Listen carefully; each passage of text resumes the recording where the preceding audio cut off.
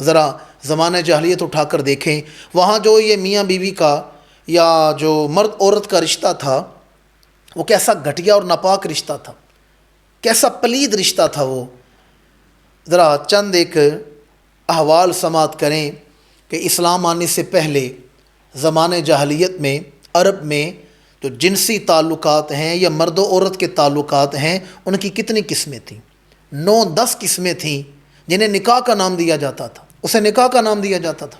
جیسے میں نے عرض کیا، نکاح طہارت کا نام ہے، نکاح حیا کو فروغ دیتا ہے، نکاح سے نسل پاک ہوتی ہے۔ لیکن عرب عفت و تکریم سے آشنائی نہیں تھے، ان کے ہاں دیکھیں نکاح اور جنسی تعلقات کس نوعیت کے تھے۔ وہاں ایک قسم تھی زواج البعولہ، زواج البعولہ، یہ وہاں عام قسم تھی، عام یعنی ایک مرد کئی عورتوں کا مالک ہوتا تھا، اس ملکیت کو ہی نکاح سمجھا جاتا تھا۔ جو عورت پسند آئی خرید کے گھر لے ہے، کیونکہ اس دور میں غلام بکتے تھے نا منڈیوں میں، تو عورتوں کو خریدا جاتا تھا اور وہ کئی عورتوں کا مالک ہوتا تھا جس سے چاہے جنسی تعلق قائم رکھے، اور عورتیں جمع کرنے کا شوق ہوتا تھا۔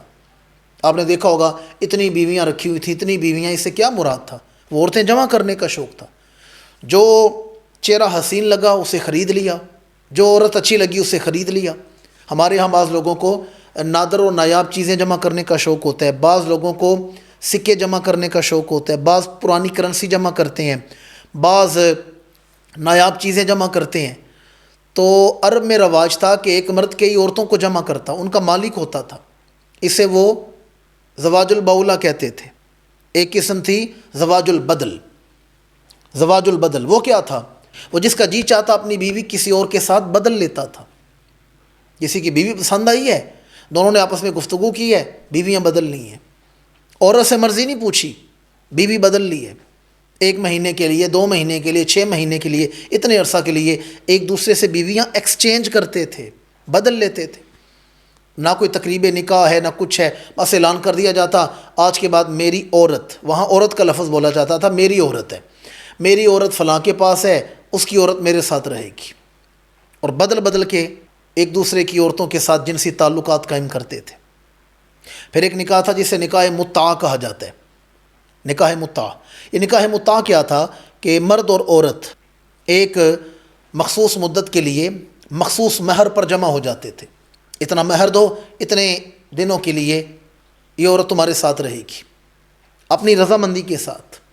اسے نکاح متع کہا جاتا تھا، اور جب جی چاہتا وہ نکاح ختم کر دیتے، اس کے لیے نہ کوئی طلاق تھی نہ کوئی عدت تھی، بس جنسی تعلقات کا ایک بہانہ چاہیے ہوتا تھا۔ اور اس تعلقات کی بنا پر اگر کوئی اولاد پیدا ہوتی تو وہ ماں سے منسوب کی جاتی تھی، اسے باپ کا نام نہیں دیا جاتا تھا۔ ہمارے ہاں یورپ میں، مغرب میں ایک شادی کی جاتی ہے جسے کہتے ہیں میرج ایگریمنٹ، میرج ایگریمنٹ، وہ ایگریمنٹ ہی ہوتا تھا، اسے نکاح متع کہا جاتا تھا۔ ایک قسم تھی نکاح الخدن، یہ بھی ایک قسم تھی، اسے کہا جاتا تھا دوستی کی شادی۔ مرد عورت میں دوستی ہو جاتی ہے، اسے بیوی بنا کے رکھ لیتے ہیں، نہ کوئی گواہ ہے نہ کوئی ایجاب ہے نہ کوئی قبول ہے، اور اس کے ساتھ جنسی تعلق رکھا جاتا، وہ دوستی کی شادی ہوتی۔ اس میں بھی جو اولاد پیدا ہوتی اسے بھی عورت کی طرف ہی منسوب کیا جاتا تھا، باپ کا نام نہیں ملتا تھا۔ اور یہ آج کل بہت عام ہے، ہمارے اس معاشرے میں بھی بہت عام ہے۔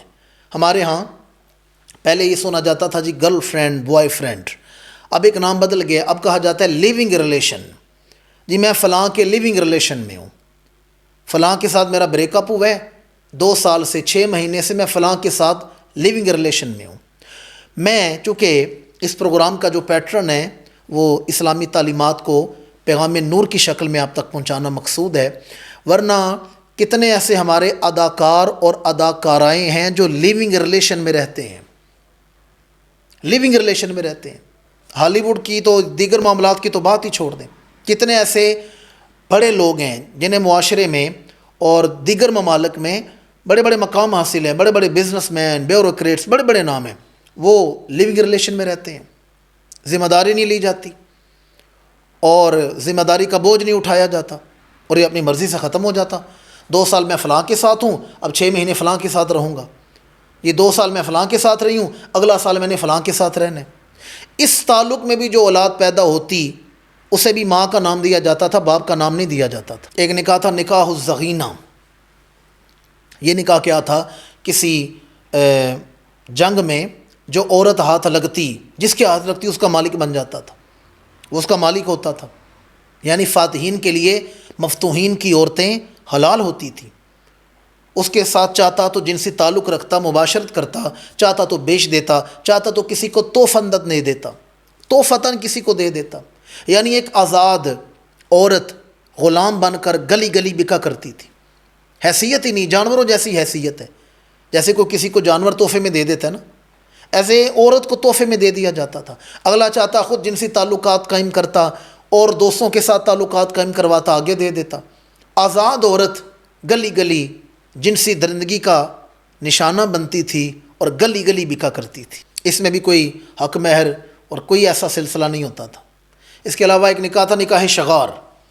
اب یہ نکاح شغار کیا تھا؟ اس میں یہ تھا، اسے عموماً وٹے سٹے کی شادی بھی کہا جاتا تھا، کہ ایک شخص اپنے زیر سرپرستی رہنے والی کسی بھی لڑکی کا رشتہ کسی کو دے دیتا اور کہتا بدلے میں اپنی بہن کا، بیٹی کا رشتہ مجھے دے دو، اور وہ زبانی کلامی ایگریمنٹ ہوتا تھا۔ اس میں بھی کوئی نکاح نہیں، کوئی جاب و قبول، کوئی حق مہر نہیں۔ اس میں بھی عورت کی مرضی نہیں پوچھی جاتی تھی، بس اسے کسی کے ساتھ بھیج دیا جاتا تھا اور اس کے گھر کی عورت لے آتے تھے۔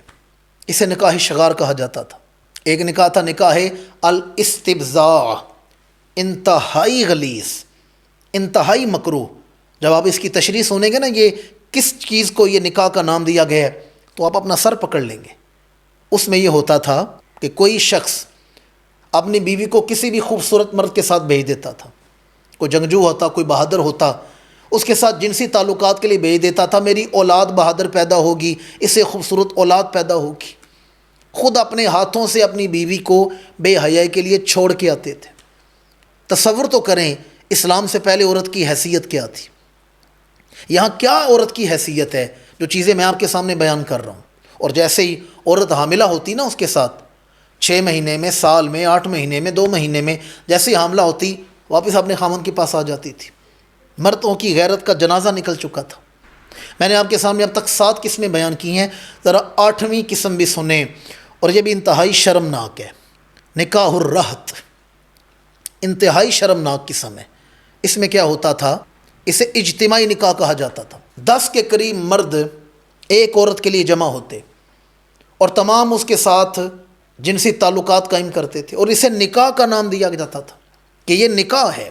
10 کے 10 مرد اس کے ساتھ جنسی تعلق قائم کرتے تھے، اور اگر وہ عورت حاملہ ہوتی، بچہ پیدا ہوتا، تو وہ عورت سب کو بلاتی اور جس کے ساتھ اس کا دل کرتا اس کے ساتھ بچے کو منسوب کر دیتی، پتہ ہی نہیں باپ کون ہے۔ 10 مردوں کے ساتھ جنسی تعلقات ہیں اور معاشرے میں کبھی بھی نہیں سمجھا جاتا، اسے نکاح کہا جاتا تھا، نکاح الرہط۔ اور 10 میں سے جس کے ساتھ چاہتی بچے کو منسوب کر دیتی تھی۔ اور 9ویں قسم تھی نکاح البغایا، یہ بھی بڑی شرمناک ہے۔ یہ بھی نکاح الرہط کے ساتھ ملتا جلتا ہے، لیکن اس میں ایک فرق ہے۔ نکاح الرہط میں 10 مرد ہوتے تھے، جبکہ نکاح البغایا میں جتنے چاہے مرد ہوں، 10 سے زیادہ بھی ہو سکتے ہیں۔ اس سے مراد عموماً فاحشہ عورتوں کے ساتھ تعلق رکھا جاتا تھا۔ کوئی فاحشہ بد کردار عورت ہوتی، اس کے ساتھ تعلق رکھا جاتا تھا۔ ایک تو اس میں یہ فرق تھا کہ نکاح الرہط میں 10 ہوتے ہیں، اور نکاح الرہط میں عورت خود بچے کو منسوب کرتی ہے، لیکن نکاح البغایا میں 10 یا 10 سے زائد جتنے مرد تھے، وہ جس کا جی چاہتا آ کے بچے پہ اپنا حق جتاتا تھا، یہ میرا بچہ ہے، اپنی طرف منسوب کرتا تھا، اور فخر سے کہتا تھا اتنے مردوں کے ساتھ تعلق قائم ہوا ہے پر بچہ میرا ہے، بچہ پیدا کرنے کی صلاحیت مجھ میں ہی تھی۔ یہ 9 قسمیں میں نے آپ کے سامنے بیان کی ہیں۔ اس سے پتہ چلا عورت کی حیثیت ایک چیز کی طرح ہے، جیسے کوئی چیز خریدی جاتی ہے، یہ عورت کی حیثیت ہے، صرف جنسی تسکین کے لیے۔ قبل از اسلام صرف جنسی تسکین کے لیے عورت کو استعمال کیا جاتا تھا۔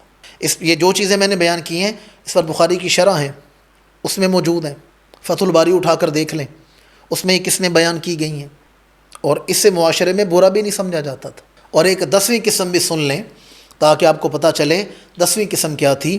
عرب میں یہ رواج بھی تھا کہ اپنی باندیاں یا اپنی عورتوں کو بے حیائی پہ مجبور کیا جاتا تھا، انہیں بھیجا جاتا تھا اور بدلے میں مال لیا جاتا تھا، مال وصول کیا جاتا تھا، عورتوں کو بے حیائی کے لیے بھیجا جاتا تھا، اور یہ عرب معاشرے میں عام تھا، اس پر کوئی قدغن نہیں تھی۔ اس پر قرآن مجید کی آیت بھی ہے، سورہ نور میں فرمایا وَلَا تُكْرِهُ فَتَيَاتِكُمْ عَلَى الْبِغَاءِ إِنْ أَرَدْنَا تَحَسُّسًا لِتَبْتَغُوا عَرَضَ الْحَيَاةِ الدُّنْيَا، اور فرمایا اپنی عورتوں کو، اپنی باندیوں کو بدکاری پہ مجبور نہ کرو جب وہ خود پاک دامن رہنا چاہتی ہیں، اور تم دنیاوی زندگی کا سامان کماؤ، یعنی خود محنت کرو، عورتوں کو بیچ کر، ان کا جسم بیچ کر قیمت نہ وصول کرو، خود محنت کرو، خود کماؤ۔ اور اس کا شان نزول کیا ہے کہ عبداللہ بن ابی بن سلول یہ اپنی باندیاں جو تھیں انہیں بیچا کرتا تھا، بدکاری کے لیے بھیجا کرتا تھا اور قیمت وصول کرتا تھا، تو قرآن نے اس پر بھی پابندی لگائی ہے، اسے بھی منع کی ہے۔ اب میں نے آپ کو 10 کے قریب چیزیں بتائی ہیں، وہ جنسی تعلقات جسے اس دور میں نکاح کا نام دیا جاتا تھا۔ اب ذرا تصور کریں، سارے پہلو مد نظر رکھیں، اور میری بہن، میری بیٹی، آج کی عورت انصاف کا خون نہ کرے، انصاف سے بتائے کہ کیا اسلام سے پہلے عورت کی عزت تھی یا اسلام نے آ کر عورت کو عزت عطا کی ہے؟ عالم کیا تھا؟ پیدا ہوتی ہے زندہ درگور کر دیا جاتا ہے، اور اگر گھر میں رکھی جاتی ہے بیٹی بنا کر تو باعث شرمندگی سمجھا جاتا ہے، بندہ منہ چھپاتا پھرتا ہے، اور جب بالغ ہوتی ہے تو ایک جنسی کھلونا سمجھا جاتا ہے، جنسی کھلونا۔ جتنی میں نے آپ کے سامنے قسمیں بیان کی ہیں، جتنی قسمیں ہیں، دیکھ لیں عورت کی حیثیت کیا ہے۔ اب مجھے بتائیں، اسلام سے پہلے عورت کی قدر و تکریم، عزت و وقار تھا، یا اسلام نے یہ کچھ آ کے عطا فرمایا؟ آج کی بہن بیٹی کس چیز کی آزادی چاہتی ہے؟ اگر تو وہ اسلام کی تعلیمات کو، احکامات الہیہ کو اپنے اوپر بوجھ سمجھتی ہے تو ذرا 10 چیزوں میں سے کسی ایک چیز پر انگلی تو رکھ کر بتائے مجھے یہ والی زندگی پسند ہے، مجھے یہ معیار حیات پسند ہے۔